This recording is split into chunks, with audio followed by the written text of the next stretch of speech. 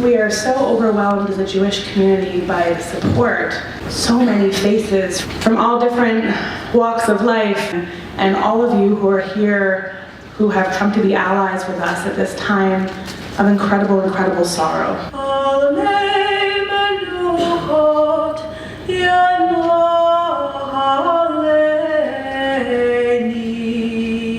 It does not make sense. A man walks into a house of worship and kills 11 people as they are in community and practicing their faith together.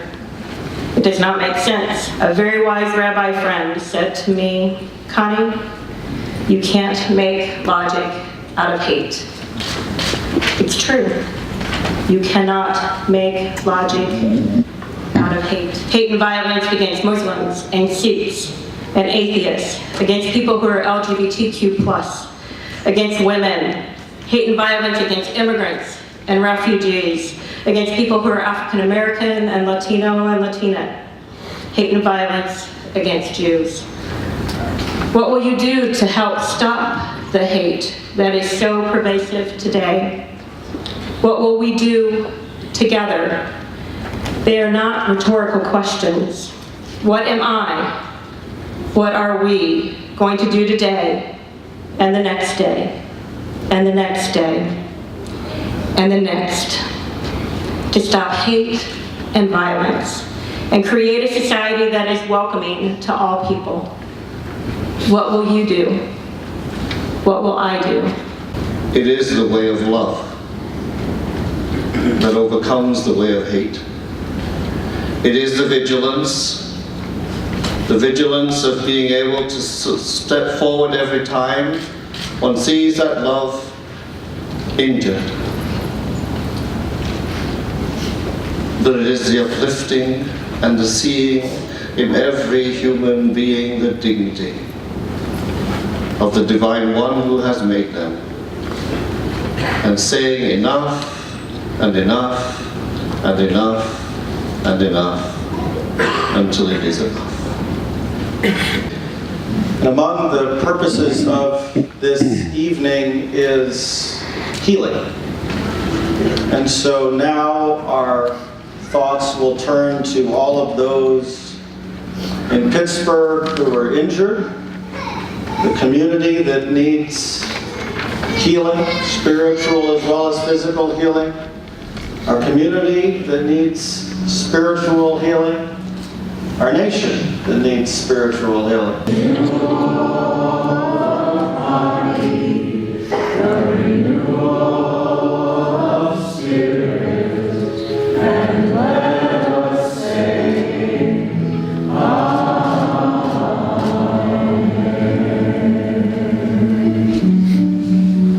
We are a nation who so prized our welcoming nature as to enshrine it on the Statue of Liberty. In the words of Emma Lazarus, New Colossus, words that greeted my grandparents as they came to Ellis Island. Give me your tired, your poor, your huddled masses yearning to breathe free. The wretched refuse of your teeming shore. Send these, the homeless tempest-tossed to me. I lift my lamp beside the golden door. Our tradition tells us that we find ourselves among those not acting humanely. Even if no one else is, our job is to be a mensch, to be a human being. As Hillel taught, "B'makom she'ein anashim histadel lehiot ish." In a place where there are no human beings, strive to be a person. We are human family. Those are the members of our family. We are related to them. And for that reason, we came here this tonight to join our voices to this peaceful community of the Jewish people. To send out from here our prayer, thoughts to the families of victims and to the Jewish community at large, and to our human family. We wanted you to know that We love you. We support you. We are in solidarity with you. We care as you care for the others. Spending time with people who are different than me, different cultures, different traditions, different ways of behaving, different ways of believing and worshiping, different ways of seeing and experiencing this world. It challenges the way I see this world and myself in it. And it has opened my eyes to some really ugly things that I did not perceive before. As a white, cisgender person of the dominant Christian culture, it's important for me to be able to say, I'm sorry. I'm sorry is the place where I can begin the hard work of acknowledging myself and my world as it is. And then I can work to make myself, my world, different. And I find myself wondering what might it be like if those of us here in this room would refuse to be comforted until something starts to change. I wonder what it would be like if we would refuse to be comforted until all of these dissonant voices of hate are drowned by the sweet harmonies sung by people of goodwill.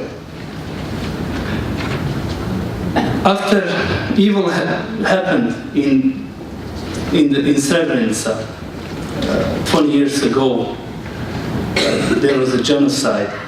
Survivors wrote on the headstone, they wrote a prayer, and I believe that prayer will fit tonight for all of us. And it says, we pray to you, God, for a sorrow to be a hope, for vengeance to be justice. Let mother's tears be a prayer that evil like this never happen again to anyone. Amen.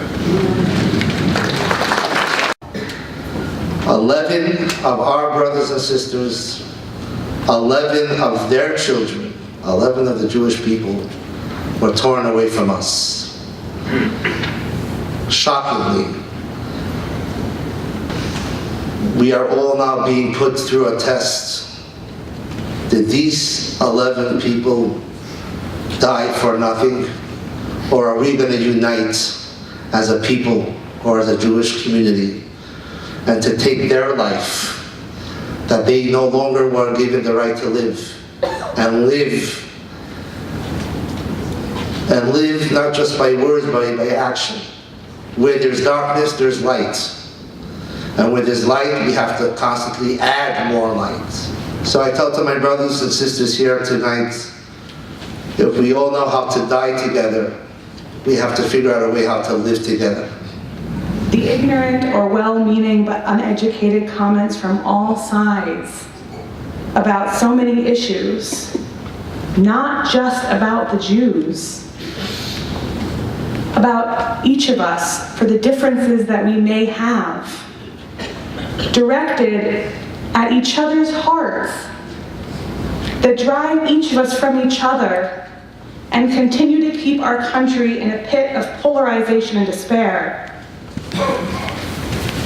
We are not so different from our non-Jewish neighbors.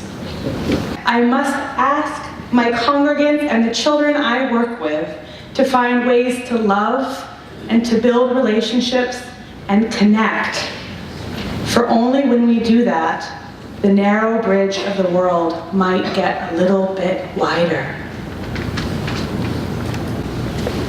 I ask each of us in this room, how may we help each other make our lights shine just a little bit more? Maybe then we can move a little further out of this darkness.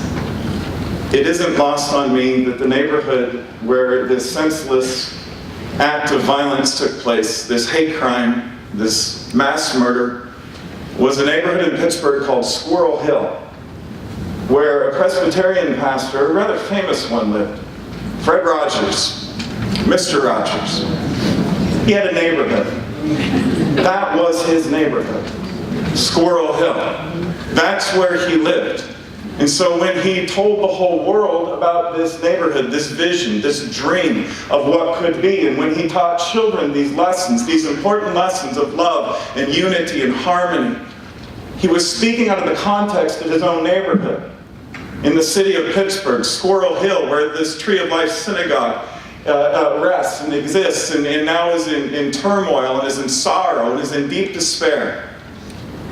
Mr. Rogers, among many other wonderful things, once said this about the power and the strength and the inspiration of what we can do and what we can be together. He said, confronting our feelings and giving them appropriate expression always takes strength, not weakness, particularly when we are sad. It takes strength to acknowledge our anger, which we need to do. And sometimes more strength yet to curb the aggressive urges that anger may bring and to channel them into nonviolent outlets. It takes strength to face our sadness and to grieve and to let our grief and our anger flow in tears when they need to. It takes strength to talk about our feelings and to reach out and help and comfort when we need it. So what we're doing here tonight as friends and neighbors from all sorts of different backgrounds, it's a very strong and powerful thing. Each of us has a light within us. Each of the people who died last Shabbat morning had lights within them. And their lights shone onto the world in amazing ways, just as I'm sure yours do, even when you don't believe it. We'd like, at this point, to call forward all of the clergy who are in attendance. If you are a clergy person, come forward because you're going to help us sing from the front here. Let